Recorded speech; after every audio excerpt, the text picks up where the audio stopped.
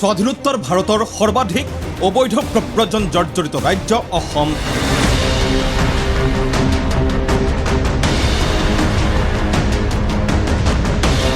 আইন অধিনিয়মৰ গইনাৰে প্ৰব্ৰজনকাৰীক বৰপীৰা অসমত।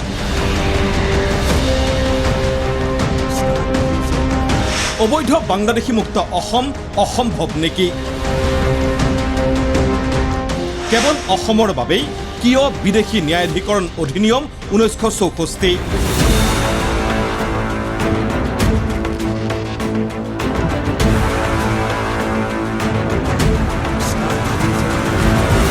বহু দল সংগঠন ৰাজনীতিকে হেতালি খেলি অহা এটা সংবেদনশীল বিষয়। আজি দ্বিতীয় খণ্ড। মুখ্য সম্পাদক ৰাজদীপ বাইলুং বৰুৱাৰ আজিৰ পৰ্যবেক্ষণ। আজি সন্ধিয়া 7:45 লাইভ।